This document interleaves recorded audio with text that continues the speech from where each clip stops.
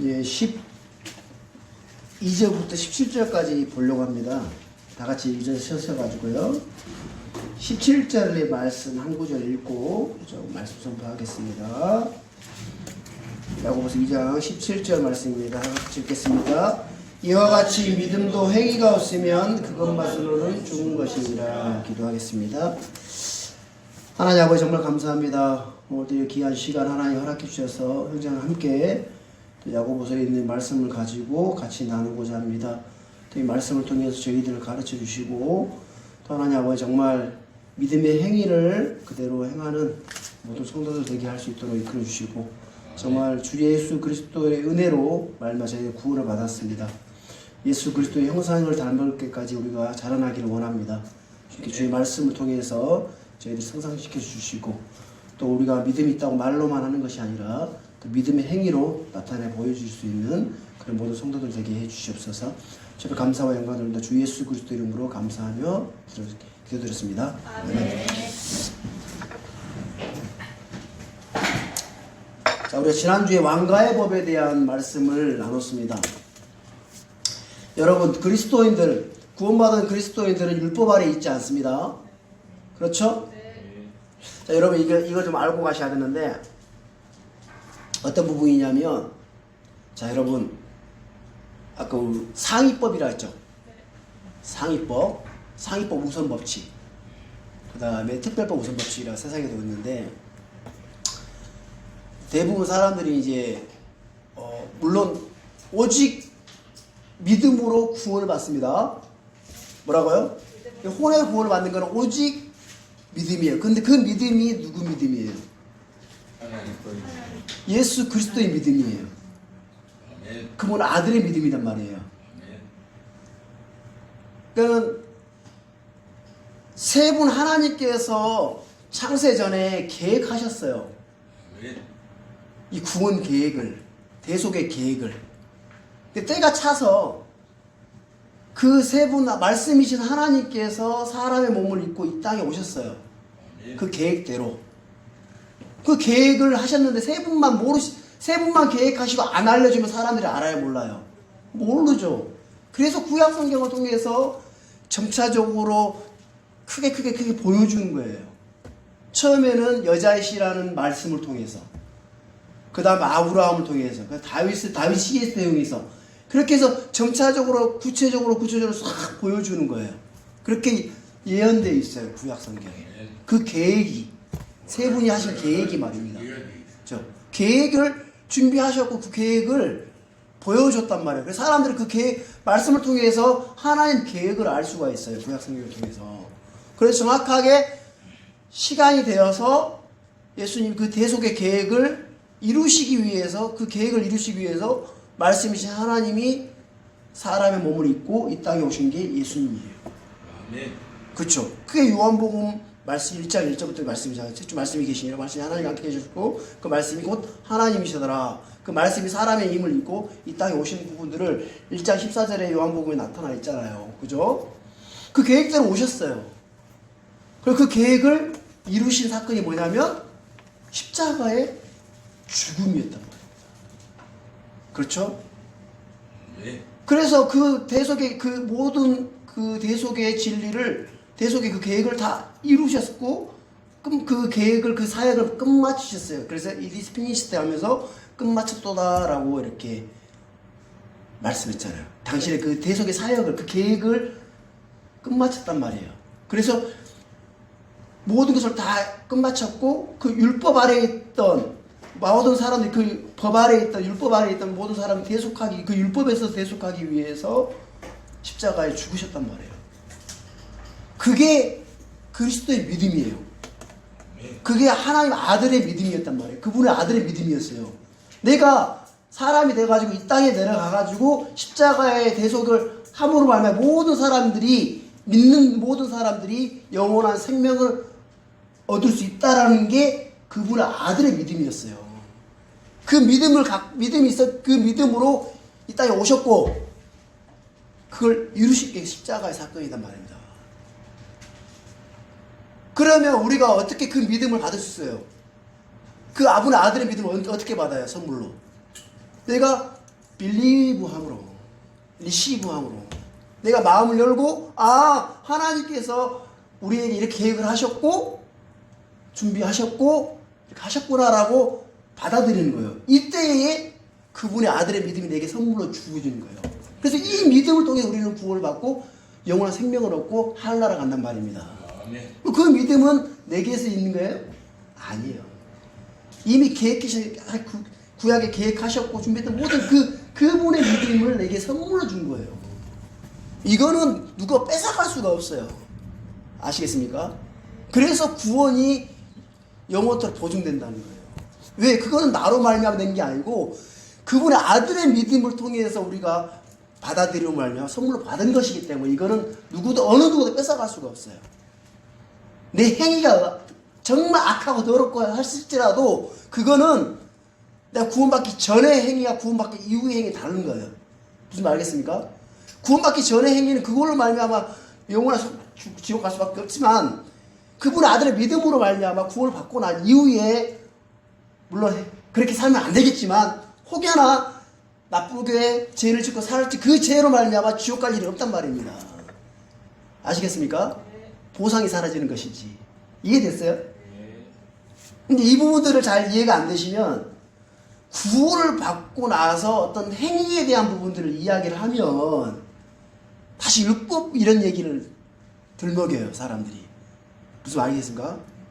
이걸 좀 별개로 좀 나누셨으면 정확하게 좀 나누셨으면 좋겠다는 말입니다. 아시겠죠?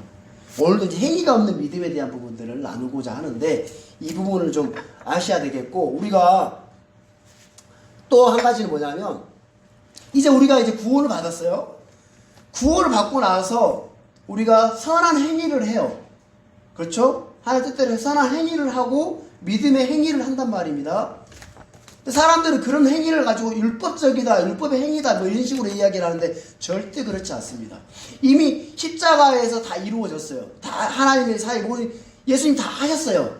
근데 우리는 이제 그걸 받아들이는 우리 구원받은 그리스도인들은 약간 이중적이에요. 이 겉사람과 속사람이 있어요. 두 사람이 있단 말이에요. 우리가 구원받은 그리스도인과 구원받지 못한 불신자의 차이점이 뭐냐면 구원받지 못한 불신자들은 겉사람만 있어요. 육신대로만 산단 말이에요. 근데 구원받은 그리스도인들은 우리가 변화받기 전까지는 몸의 변화를 받기 전까지는 속사람과 겉사람이 늘 싸워요. 안에서. 이런 차이예요. 근데 이제 우리가 그 예수님 그 사역을 십자가의 그 사역을 온전히 믿음으로 알면 이 율법을 예수님이 십자가의 그 사역을 통해서 율법을 완성시켰어요. 이미 다 성취했단 말입니다. 율법을 다 성취했어요. 자, 여러분 이걸 좀 이해를 하지 뭐냐면 우리가 이제 계약서를 만약에 내가 어떤 걸 계약서를 적었다 생각합시다. 이걸 다 해야 된다는 계약서를 했어요. 이 계약서를 찢을 수 있는 거는 뭐예요? 두 가지가 있어요. 다 하나하나 다 이렇게 했을 때 이 계약서가 필요 있어요, 없어요? 다 이걸 다 내가 이걸 이 계약서대로 다 했어. 그러면 찢어도 돼요, 안 돼요? 그 계약서. 되죠? 그죠? 그러니까 안 했는데 찢어버리면 어떻게 돼요? 그건 불법이에요. 그죠? 그건 계약 파악이 잘못된 거예요. 근데 다 계약대로 다 했어요. 해가지고 찢어도 돼요, 안 돼요? 찢어도 돼요. 이게 예수님이 하신 거예요. 무슨 말 아시겠습니까? 율법의 모든 것들을 다 예수님 다 성취하셨어요. 성취하시고 율법을 다 폐했어요. 이게 폐한 게 아니라 성취한 건데 폐했다고 하니까 율법을 그냥 안 하고 그냥 폐한 게 아니라 율법을 다 완성했고 그거를 다 했기 때문에 찢어버린 거예요. 무슨 말 아시겠습니까? 예수님을 통해서. 그러면 우리는 예수님을 통해서 율법을 이미 완성시켰고 더 이상 율법 아래 있지 않아요. 구원받은 그리스도 율법 아래 있지 않기 때문에 이제 왕가의 법, 자유의 법, 은혜의 법 아래에 산단 말입니다. 율법보다 더 위에 상위법에서 살고 있어요. 그죠? 그래서 서로 사랑하라는 거는 왕가의 법입니다. 율법이 아니고. 물론 율법에도 있었죠. 그렇죠? 내 이웃을 내 몸과 같이 사랑하라.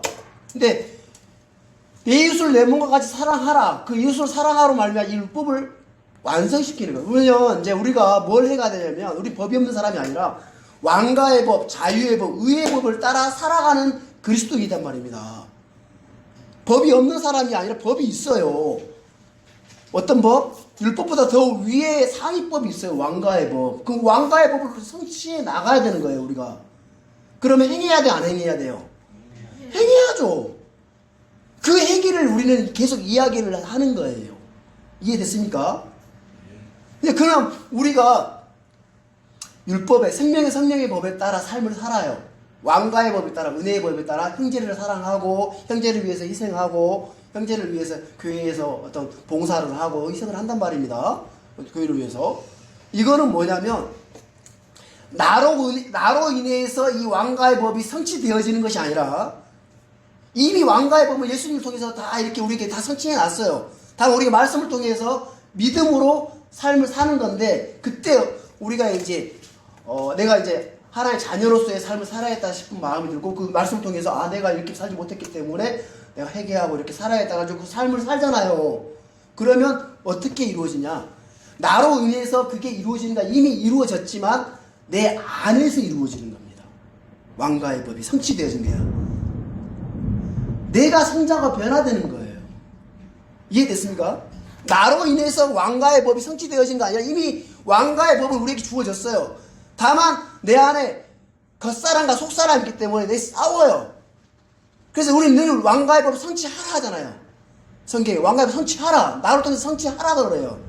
그러면 나로 인해서 이게 뭔가 성취되는 것처럼 느껴지는데 그게 아니고 이미 왕가의 법은 우리에게 주어졌고 내 안에서 이루어지는 거예요. 그래서 내가 조금 성장해 나가는 거예요. 알겠습니까? 그러니까 그분의 아들의 형상에까지 우리가 다다르는 게 목표인데, 그죠? 그분의 아들의 형상까지 변화되고 성장하는 게 목표예요.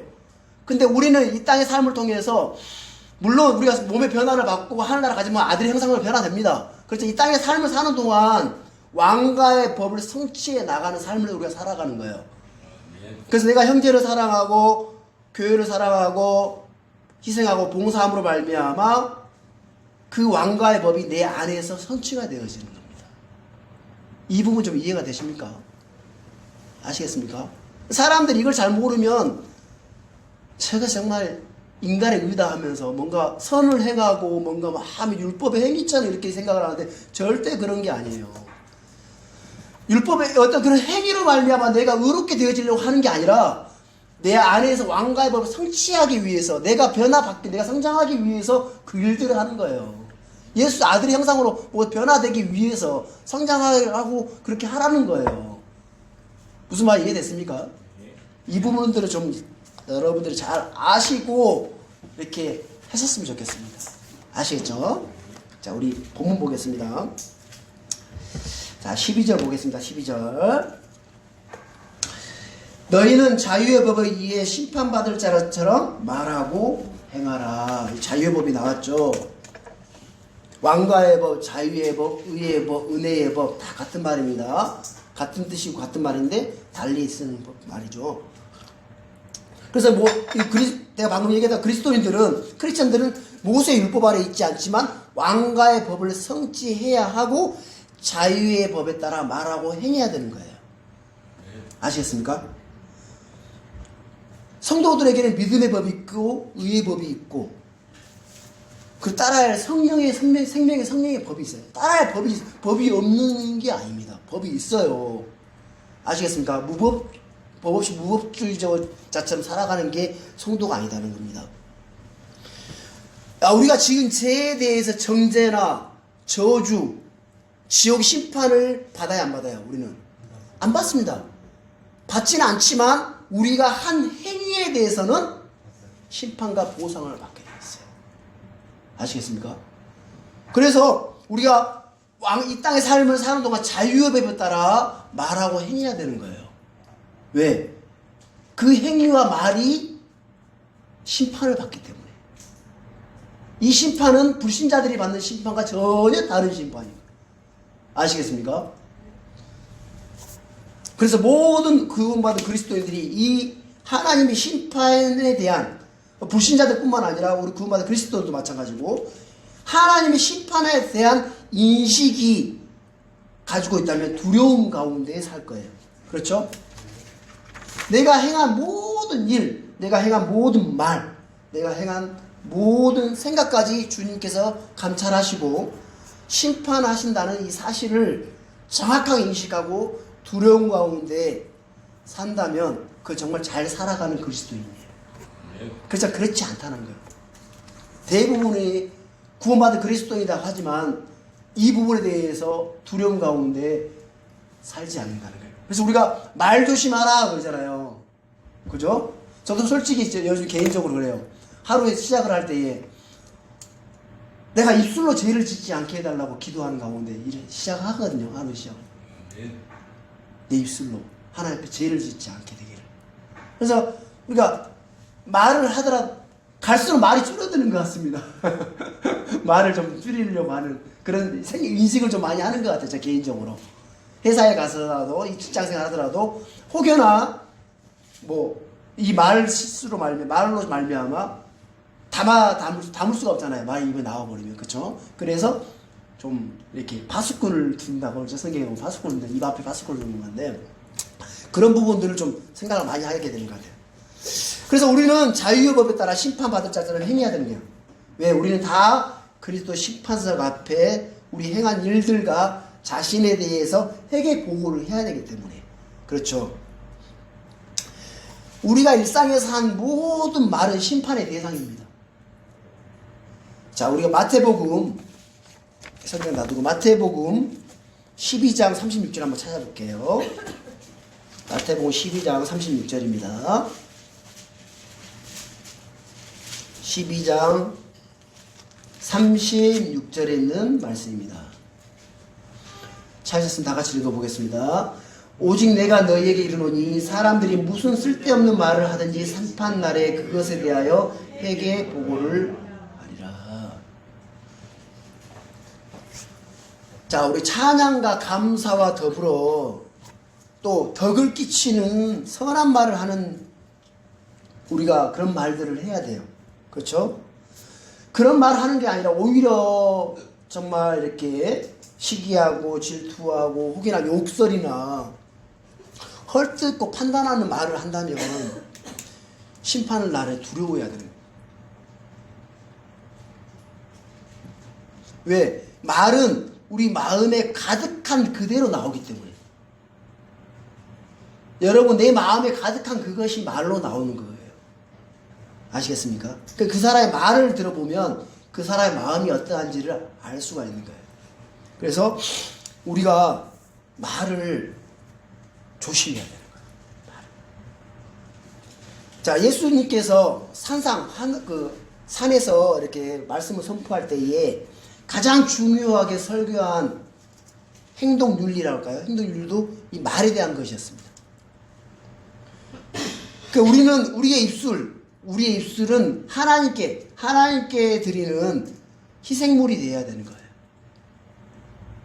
자, 우리 시편 말씀 한번 찾아보겠습니다. 그래서 시편 기자는 이렇게 말씀하고 있는데 시편 19편 말씀 찾아보겠습니다. 19편 14절입니다. 시편 19편 14절에 있는 말씀 찾으셨으면 다 같이 한번 읽어보겠습니다. 오 나의 힘이시여 나의 구속자이신 주여 내 입의 말들과 내 마음의 묵상이 주의 눈앞에 받으실 만한 것이 되기를 원하나이다. 아멘. 저도 이 말씀이 마음에 참 기도가 됩니다. 내 입의 말들과 내 마음에 묵상하고 생각하고 하는 것이 주의 눈앞에 받으실 만한 것이 되기를 원하나이다. 주님이 기뻐하시고 주님이 정말 받으실 만한 것인지를 그렇게 되기를 참 간절히 원하는 거예요. 그렇죠? 자, 우리는 모두 이 영적 희생물을 드리는 왕가의 제사장입니다. 왕가의 제사장이 드려야 하는 희생물 가운데 하나는 바로 감사와 찬양입니다. 감사와 찬양. 자, 히브리서 13장 15절을 보면 그러므로 우리가 그분으로 말미암아 계속해서 찬양과 희생을 하나님께 드리자. 그것은 곧 그분의 이름에 감사를 드리는 우리 입술의 열매니라 라는 히브리서 13장 15절에 있는 말씀이거든요. 계속해서 감사와 찬양의 희생을 드리자. 찬양의 희생을 하나님께 드리자. 그것은 곧 그분의 이름에 감사를 드리는 우리의 입술의 열매니라. 찬양이 곧 감사를 드리는 입술의 열매라는 거예요. 찬양의 희생은 계속해서 드려야 되는 거예요. 하나님을 찬양하는 거예요. 하나님을 높이고 하나님께 영광을 돌리고 하나님의 은혜와 긍휼 앞에 감사하는 게 이게 하나님이 찬양을 드린 거거든요. 내가 사는 동안, 내가 생존하는 동안 드려야 할 영적 희생물이라는 겁니다. 시편 104편 33절에 보면 내가 사는 동안에 주께 노래하며 내가 사는 동안에 주께 노래하며 내가 생존하는 동안에 노래로 내 하나님을 찬양하리로다. 찬송으로 하나님 앞에 영광을 돌리는 거예요. 찬양한다는 거예요. 찬송으로. 우리 찬송을 하나 부를 때도 정말 힘있게 하나님 앞에, 이거는 내가 목소리가 크고 내가 뭐 목소리 적고 이런 차원이 아니에요. 찬송으로 여러분 교회 와서 찬송을 하나 할 때도 정말 내가 하나님 앞에 이걸 높여드립니다라는 마음으로 드린다면 힘있게 드리지 않겠냐는 거예요. 목소리가 적어도 상관없어요. 내 마음에 정말 하나님 앞에 영광을 돌리는 그 마음으로 하나님 앞에 찬송으로 올려드리는 거예요. 하나님을 높이는 거거든요. 이건 감사 희생물인 거예요. 그러니까 우리가 평생 해야 될 일이 되는 거예요. 그렇죠? 우리가 주께 찬양을 드릴 때에 주님은 우리에게 주의 판단들을 가르쳐주고 앞에 우리가 가야 할 길들을 열어주신다고 말씀하고 있습니다. 우리 시편 119편 찾아보세요. 시편 119편 108절, 시편 119편 108절에 있는 말씀을 같이 한번 읽어보겠습니다. 오 주여, 주께 간청하오니 내 입에 자온 헌물들을 받으시고 주의 판단들을 내게 가르치소서. 내 입에 자온 헌물들을 받으시고, 자원은 내가 자원해서 하나님 앞에 찬송으로 헌물을 드리는 거예요. 내 헌물을 받으시고 주의 판단들을 내게 가르쳐 주소서. 주님의 판단, 주님의 기준, 주님이 내 앞에 내가 가야 될 길들을 보여주시고 가르쳐 달라고 시편 기자들은 이렇게 말씀하고 있는 거예요. 그렇죠. 입술의 열매로 드리는 거는 이 찬양은 회개의 열매이기도 해요. 회개의 열매이기도 해요. 자, 우리는 하나님 앞에 은혜를 받은 대로 입술을 그대로 하나님 앞에 드려야 되는 거예요. 자, 우리 호세아 성경 말씀 찾아보겠습니다. 호세아 성경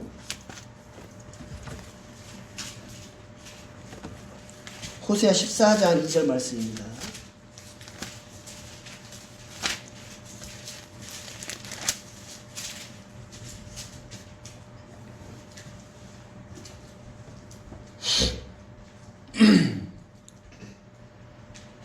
다 같이 읽어보겠습니다. 너희는 말씀들을 가지고 주께로 돌이키며 그분께 아뢰기를 모든 불법을 제거하시고 은혜롭게 은혜를 받아주소서. 우리도 그와 같이 우리 입술의 송아지로 보답하리이다. 우리도 그와 같이 우리의 입술의 송아지로 보답하리이다. 찬양은 입술의 송아지이고 이는 영적 희생물이기 때문이다. 입술의 송아지가 희생물 드리잖아요. 그죠? 염소와 송아지로 희생물을 구약에 드렸는데 입술의 송아지로 보답하리이다. 이 찬양을 송아지로 표현하고 있는 거예요. 입술의 찬양을 통해서, 입술을 통해서 찬양하는 게 영적 희생물이라는 겁니다. 구약의 송아지와 염소로 드렸던 그 희생물처럼. 아시겠습니까? 그래서 우리의 모든 행위는 자유의 법에 따라 받을 심판의 대상이라는 거예요. 하나님께서 우리가 행한 죄악들을 모두 용서하시고 더 이상 기억하지 않는다는 말씀은 진리입니다. 그렇지만 우리가 행한 행위들에 대한 심판은 반드시 집행될 것이라는 거예요.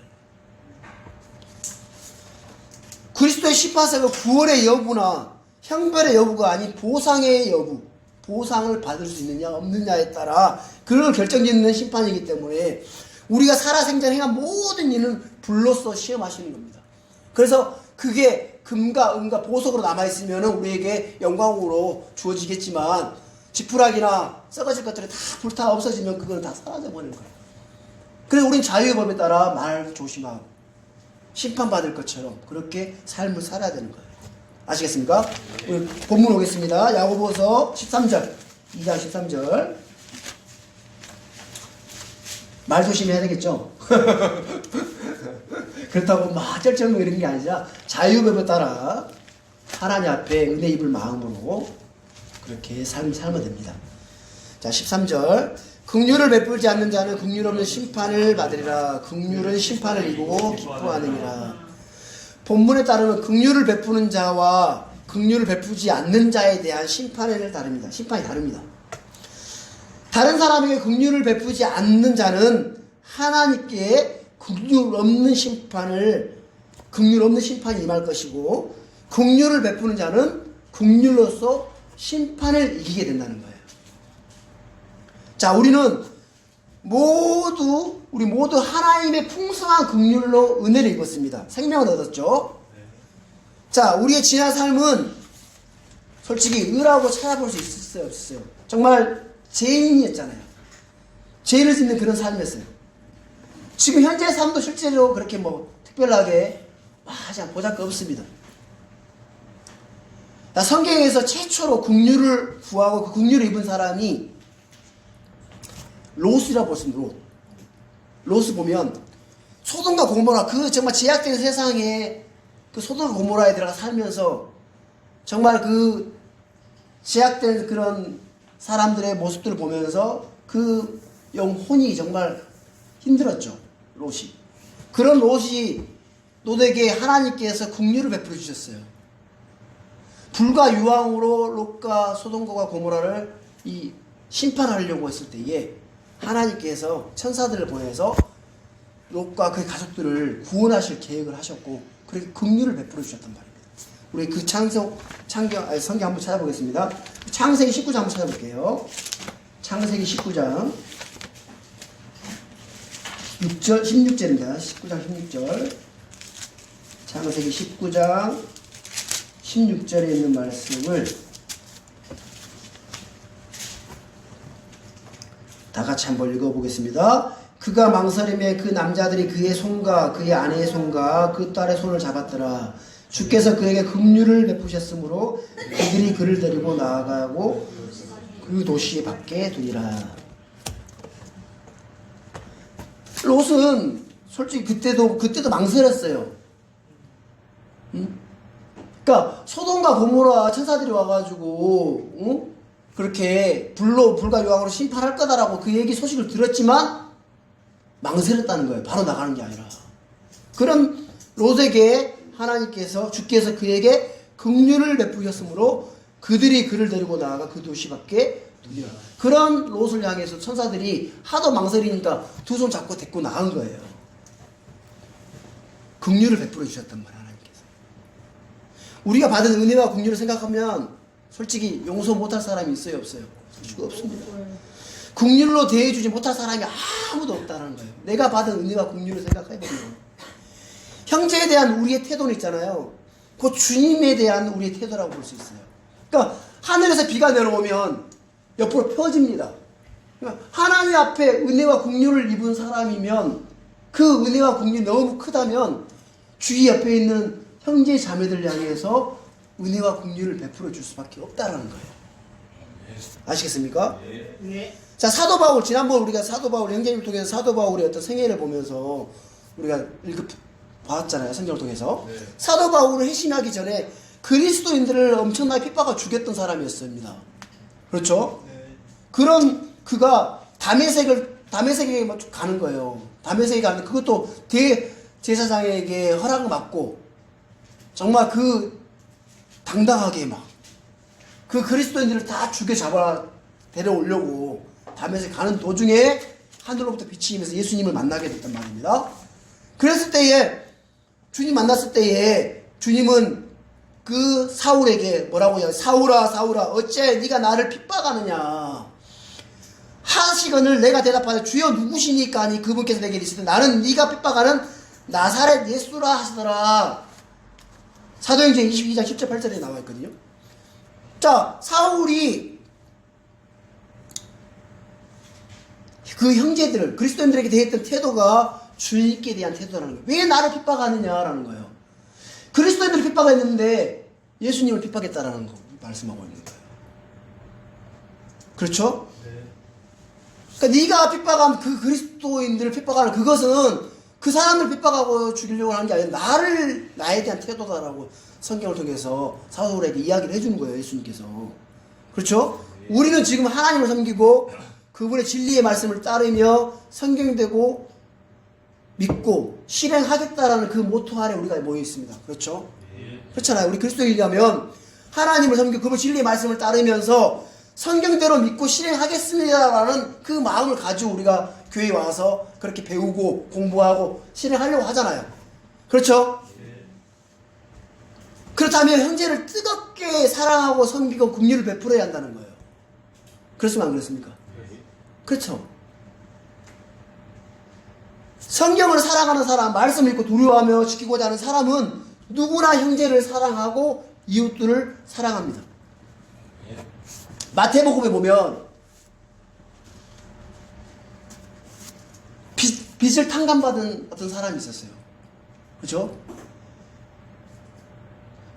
어마어마한 빚을 탕감을 받았는데 주인을 통해서 그 빚을 갚을 수 있는 능력도 없었고 그랬는데 그 주인이 긍휼을 베풀어 주셨어요. 빚을 다 탕감해주고. 그럼 그가 돌아와서 나오는 길에 자기 친구에게, 자기 동료가 자기에게 작은 돈을 빚졌단 말입니다. 그 200데나리온인가 될까요? 근데 자기가 주인에게 탕감받은 긍휼을 얻은 그 긍휼이 어마어마한데 친구가 자기에게 빌린 그 돈을 갚으라고 막 뭐라 하는 거예요. 이 사람이 주인에게 긍휼을 얻은 그 마음이 컸다면 정말 그 친구 동료에게 그렇게 대할 수 있겠냐는 거예요. 없죠. 그쵸? 네. 그 사람 알죠, 여러분? 네. 탕감받은 그 사람. 네. 선결되는 거 알잖아. 혹여나 우리가 그러고 있지 않나 되돌아보는 거예요. 혹여나. 그래서 긍휼을 베푸지 않는다는 것은 형제 사랑이 없다라는 거예요. 우리가 성경의 영광, 성경이 하나님의 생명 하나의 숨으로 주어졌다. 성경 그래서 보존되어졌다. 또 하나님 삼위일체다. 아니면 그리스도의 신성, 예수님이 하나님의 사람이 되셔 오셨다. 이런 교리들을 배우잖아요. 아주 중요한 교리들을 많이 배웁니다. 그것과 동일한 그런 가치와 그런 중요한 것은 형제사랑인 거예요. 똑같다. 형제사랑에 대한 이 교리가 어마어마 중요한 거예요. 왜 형제사랑은 왕과의 법이고 그리스도의 법으로 우리가 뭐 해야 돼요? 성취해야 될 법이단 말이에요. 형제사랑으로 말미암아 서로 사랑으로 말미암아 그 왕과의 법이 내 아래에서 성취가 되어져서 내가 성장해 가는 겁니다. 아들의 형상의 모습까지 성장해 가는 겁니다. 아시겠습니까? 이게 왕과의 법이에요. 우리 14절 본문 보겠습니다. 내 형제들아, 사람이 자기가 믿음이 있다고 말하면서 행위가 없으면 그것이 무슨 유익을 주느냐? 믿음이 그를 구원할 수 있겠느냐? 야고보는 다시 내 형제들아 라고 말합니다. 야고보가 형제들이라고 하는 것은 이 야고보가 형제들이라고 하고 불리는 사람들이 널리 흩은 12지파 육신의 형제들 뿐만 아니라 예수를 믿음으로 주께로 돌아온 이방인들도 다 말합니다. 초대 교회 때나 지금이나 마찬가지로 믿음이 있노라 말하는 사람 많이 있어요, 없어요? 많이 있습니다. 믿음이 있습니다. 여기서 두 가지 질문합니다. 그것이 무슨 유익을 주느냐? 믿음이 그를 구원할 수 있겠느냐? 두 가지 질문을 해줘요. 그것이 무슨 유익을 주느냐? 믿음이 그를 구원할 수 있겠느냐? 지금 이 질문은 몰라서 묻는 것이 아니라 답을 뭐라고 얻기 위한 질문이에요. 아니다, 없다란 말을 요구하고 있는 답이잖아요. 질문이잖아요. 그렇죠? 믿음이 있다고 말하면서 행위가 없다면 그것은 아무런 유익을 줄 수 없고 그를 구원할 수 없다는 거예요. 자, 믿음이 그를 구원할 수 있겠느냐? 이 말씀 본문은 행위가 없는 믿음이 그를 구원할 수 있겠느냐란 말이에요. 그 행위가 없는 믿음, 즉 죽은 믿음이 그를 구원할 수 있겠느냐? 있어요, 없어요? 당연히 없죠. 자, 우리 주님께서 마태복음 7장 21절에 보면, 마태복음 7장 21절에 보면, 내게 주여 주여 하는 자가 다 하늘의 왕국에 들어가는지는 아니하고 오직 하늘에 계신 내 아버지의 뜻을 행하는 자라야 들어가리라 라고 했어요. 그 아버지의 뜻을 행하는 건 뭐냐면 예수 그 아들을 믿는 것이 아버지 뜻이었기 때문에 예수 그리스도를 참 하나님을 믿어야 되는 게 아버지 뜻이었단 말입니다. 아버지 뜻을 행하는 자라야 들어가리라고 말씀하셨어요. 말이 아닌 행위가 기준인 거예요. 그렇죠? 또 말씀하신 나무는 그것을 열매로 알 수 있다라고 했거든요. 그렇죠? 그럼 그런 믿음으로만 구원받는다고 오직 믿음으로 구원받는다라고 하는 그 말과 모순되지 않습니까? 모순되지 되는 것이 아니냐라고 생각하는 이들이 있겠죠. 그렇죠? 자, 성경의 결론은 뭐냐면 오직 사람은 율법의 행위와 상관없이 믿음으로 의롭게 되는 게 성경의 결론이에요. 그렇죠? 믿음으로 구원을 받고 믿음으로 의롭게 되는 게 결론인데 믿음이 그를 구원할 수 있겠냐는 이 본문은 죽은 믿음을 말하고 로마서에서 나오는 믿음으로 의롭게 된다는 말은 아까 우리가 이야기했던 것처럼 그 로마서의 그 믿음은 그리스도의 믿음을 이야기하는 거예요. 차이가 있는 거예요. 아시겠죠? 자, 갈라디아서 2장 16절에 보면 사람이 율법의 행위로 의롭게 되지 아니하고 오직 예수 그리스도의 믿음으로 되는 줄 알므로. 갈라디아서 2장 16절 한번 다시 한번 찾아보세요. 이거 찾아봐야겠네. 갈라디아서 2장 16절만 찾아보세요. 한번 보고 넘어갑시다. 2장 16절. 갈라디아서 2장 16절에 있는 말씀 찾으셨으면 다 같이 읽어보겠습니다. 사람이 율법의 행위로 의롭게 되지 아니하고 오직 예수 그리스도의 믿음으로 되는 줄 알므로 우리도 예수 그리스도를 믿었나니 이것은 우리가 율법의 행위가 아니라 그리스도의 믿음으로 의롭게 되고자 함이라. 율법의 행위로는 어떤 육체도 의롭게 될 수 없느니라. 아까 내가 이 말씀 전에 초에 이야기했던 부분, 이 부분을 정확하게 얘기해주고 있는 건데요. 여기 보면 자, 율법의 행위로 의롭게 되지 아니고 오직 예수 그리스도의 믿음 보입니까? 예수 그리스도의 믿음 보이시죠? 그 다음에 우리도 예수 그리스도를 믿었나니 뭐예요? 그 다음에 행위가 아니라 그리스도의 믿음 보이시죠? 자, 여기서 보면 자, 아까 우리가 믿음은 하나의 선물이라고 했죠? 영어 성경에 보면 예수 그리스도의 믿음 the face of Jesus Christ 있어요. face. 자, 그 다음에 예수 그리스도를 믿었나니 거는 have believed in Jesus Christ. believe 했다는 거예요. 그 다음에 face of Christ. 그리스도의 믿음. 그러니까 우리가 받은 믿음은 무슨 믿음이에요? 그리스도의 믿음이에요. 그 face는 내 믿음이 아니라 예수 그리스도의 믿음이라는 거예요. 그게 선물로 어떻게 주어졌어요? 우리가 어떻게 했을 때에? 예수 그리스도를 믿으니까. 어떻게? believe, receive, 받아들이니까 그 예수 그리스도의 믿음이 내 안에 선물로 주어졌어요. 그 믿음으로 내가 구원을 받았단 말입니다. 이해됐습니까? 그래서 본문에서 야고보서 본문에서 믿음이 그를 구원할 수 있겠느냐라는 말에서 구원은 우리가 이 그리스도의 믿음으로 받는 혼의 구원이나 죄의 구원을 말하는 것이 아니라 배고픔이나 헐벗음이나 추위와 같은 육신의 구원을 말하는 겁니다. 아시겠습니까? 네.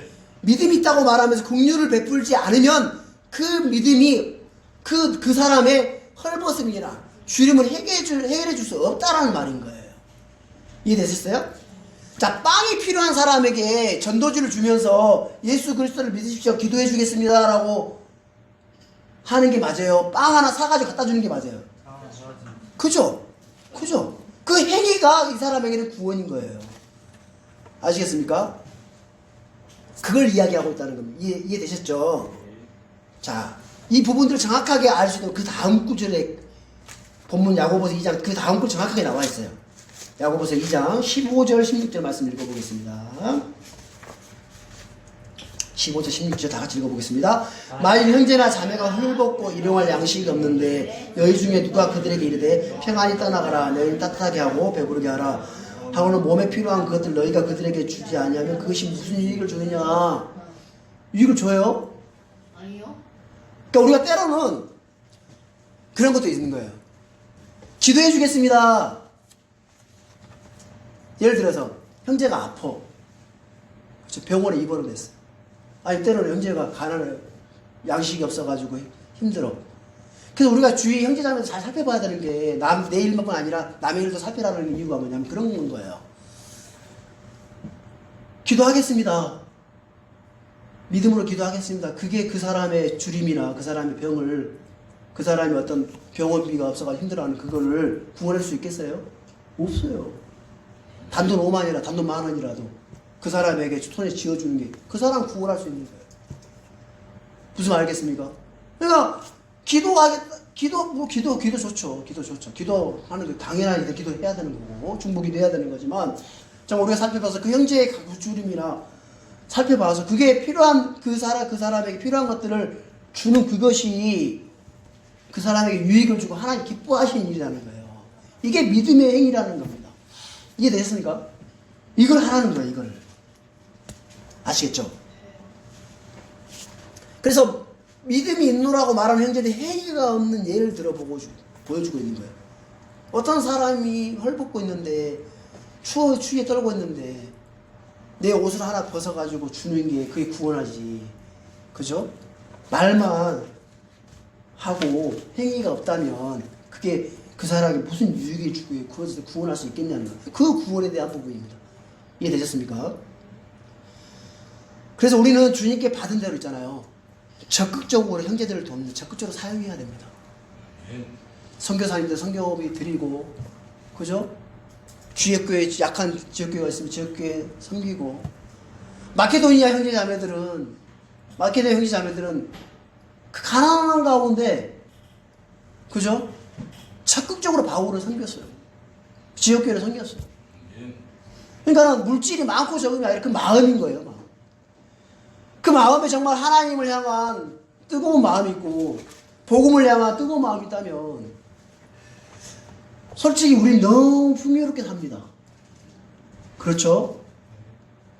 먹을 게 없어가지고 굶주리질 않아요. 입을 것이 없어가지고 추위에 떨고 그러지 않아요.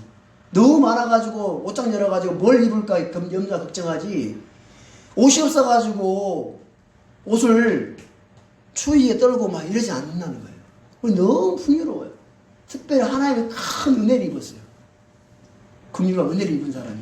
우리는 정말 하나의 큰 은혜, 특히 우리 한국은 진짜 큰 하나의 은혜와 긍휼을 입은 것 같아요. 우리 얼마나 강국입니까? 그죠? 세계 강국이에요, 우리나라가. 이 작은 나라가. 그 중에 우리 그리스도인들은 정말 하나의 은혜를 더 입었잖아요. 큰 긍휼과 은혜를 입은 사람들이 우리입니다. 그럼 우리가 입을 거, 먹을 거, 하나님 염려 걱정하지 말라는 거, 거기에 뭐 걱정할 필요 있겠습니까? 그잖아요. 솔직히 우리 교회 작은 교회, 작은 모임입니다. 그렇지만 저는 작다고 생각지 않아요. 정말 우리가 마음에 정말 하나님이다, 많은 선교사님들한테 지원할 수도 있고, 어떤 것도 다 할 수 있다고 합니다. 그래서 정말 우리가 다른 게 아니라, 하나님을 향한, 하나님께서 우리에게 베풀어 주신 그 은혜와 긍휼이 우리 마음에 정말 크다면, 주위 많은 사람들에게 긍휼을 베풀고 은혜를 베푸는 일들 앞에 우리가 안 하겠냐는 겁니다. 할 수밖에 없다는 거예요. 왜? 하나님이 보고 계시잖아요. 또 우리 하나님 앞에 설 거잖아요. 하나님 앞에 내 행위를 심판 받을 거잖아요. 그렇죠? 하나님께서 자원하는 마음으로 하나님께서 형통하게 하신 대로, 저도 개인적 기도 제목입니다. 하나님께서 형통하게 하신 대로 하나님 앞에 온전히 드릴 수 있는 그런 은혜를 입고 싶습니다. 그런 마음으로 살고 있는데, 정말 하나님께서 우리에게 베풀어 주신 은혜와 긍휼 너무 감사해요. 나는 진짜 무엇보다 더 개인적 감사한 거는 이 성경을 이 성경 기록에 기록된 대로 알 수 있고 정확하게 배울 수 있다는 이 은혜가 얼마나 큰지 몰라요. 이 성경을 몰라가지고 헤매고 하나의 말씀이 이 성경을 갖고 다니지만 이 성경을 몰라요. 이게 무슨 말씀인지 무슨 말인지 못 알아먹어. 그냥 앞에서 목사가 이야기한 대로 그냥 믿고 그냥 살았어요. 솔직히 말해가지고. 그렇잖아요. 목사가 하라는 대로 했어요. 목사가 하라는 대로. 그냥 목사가 교회 섬기면 잘 되는 거라고, 목사 섬기면 잘 하는 거 같고, 응? 막 그렇게 살았어요. 그렇게. 그래가지고 없는 돈 대출 해가지고 대출 작정하고. 나는 그게 믿음이라 생각했고, 그렇게 사는 게 맞다라고 생각을 했는데, 나와서 올바른 성경 만나가지고 말씀을 공부하고 은혜를 입어보니까 잘못됐다는 걸 알고 정말 틀렸다는 걸 알아서 정말 내가 알아야 되겠구나. 내가 정말 바르게 알아오고 바르게 성경을 알아서 바르게 은혜를 입어야 되겠구나 마음이 있기 때문에 성경 대하고 저 정말 성경을 읽지 않았던 사람이었습니다. 정말 성경에서 성경 잘 안 읽었어요. 그냥 앞에서 말해주는 그 목사 말이 그냥 하나의 말씀이다 생각했고 그렇게 믿고 살았고 내가 개인적으로 판단하고 그렇게 안 살았어요. 그럼 내가 진짜 하나님의 특별한 은혜를 입어가지고 왕신 족발에서 취직을 하면서 정말 특별한 은혜를 입었어요. 난 그때 매형이야 누나가 전해주는 이 킹제임스 성경과 이 말씀 기록 파일을 주면서 읽어 들어보라고 했던 그 파일을 내가 들으면서 정말 눈물바람이 흘렀거든요. 하나님 너무너무 감사하더라고요. 진짜 그렇게 무지하게 살았던 나에게 하나의 은혜로 이 말씀을 공부할 수 있고 배울 수 있고 또 올바른 성경 교사들을 옆에 두게 하셔가지고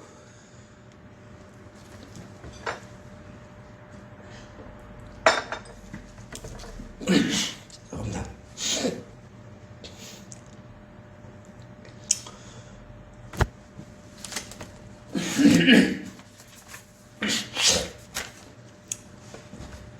그래 큰 은혜를 입었어요. 제가 그런 은혜를 입어가지고 정말 하나님 앞에 너무 감사한 거예요. 정말 하나님 앞에 너무 감사하고 정말 하나님께서 이런 큰 은혜를 입혀주셨는데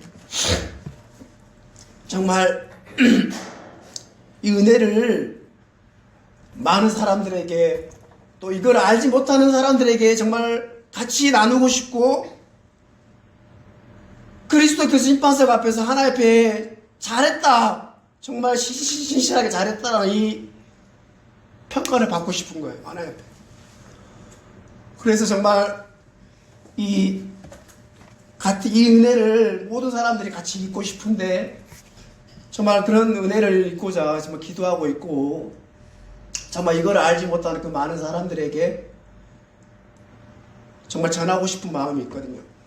그래서 정말 하나님 앞에 너무너무 감사합니다. 나는 정말 그렇게 살다가 주님 앞에 섰으면 할 말이 없었겠죠. 내가 그렇게 네 보고 그렇게 살라고 했냐? 말씀 모르고 무지하게 살다가 내 앞에 서라고 했냐? 그런 평가 받을 수 있었을 텐데 그런 기회를 내게 주셨어요. 하나님이 올바르게 배우고 올바르게 배워서 올바르게 행할 수 있는 그런 은혜를 입혀주는데 지금은 너무 부족하죠. 너무 부족하고 너무 안 되지만 그 하나님의 말씀대로 따라 행하고자 하는 마음으로 개인적으로 참 살고 있습니다. 그런 은혜를 다 같이 우리 형제자매들 입고 그렇게 살다가 주님 앞에 섰으면 좋겠습니다. 우리 16절, 17절 말씀 다 같이 읽어보겠습니다. 이와 같이 믿음도 행위가 없으면 그것만으로는 죽은 것이니라. 말씀이 결론입니다. 이와 같이 믿음도 행위가 없으면 그것만으로는 죽은 것이니라. 믿음의 행위를 하라는 겁니다. 믿음의 행위를 하다가 여러분 하나님께서 하신 이 말씀에 따라 정말 이 말씀에 따라 내가 행하고자 하는 의지를 가지고 있다면 여러분 능력이 없어도 부족해도 상관없어요. 하나님이 여러분들에게 그 행할 수 있는 능력을 주실 거예요. 여러분들이 그 믿음의 행위를 하고자 하는 그 의지를 갖고 달려나가게 되면 하나님 분명하게 왜 하나님 당신의 일을 하겠다라고 내가 의지하고 마음에 선한 의지를 갖고 달려나가는데 왜 안 도와주시겠냐는 거예요. 능력은 내겠지만 능력만은 그 주님께서 나를 통해서 당신의 일을 하고 싶으실 거 아니에요. 그렇죠? 그 왜 능력 안 주시겠냐는 거예요. 안 하니까 그러지. 의지할 의지가 없기 때문에 그런 것이지. 그 믿음을 행위를 하고자 하는 그 의지가 있다면 하나님 왜 안 도와주시고 왜 안 하시냐는 거예요.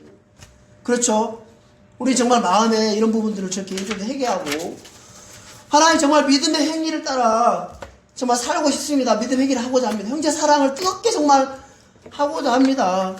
그런 마음으로 우리가 이번 한 주간 회개하고 또 하나님 앞에 달려나가면서 하나님의 그 능력을 정말 나를 통해서 맛보고 정말 힘있게 살아가는 우리 모든 성도들 되기를 바라고 그런 그리스도인의 삶으로 이번 한 주간 힘있게 살게 되기를 간절히 바랍니다.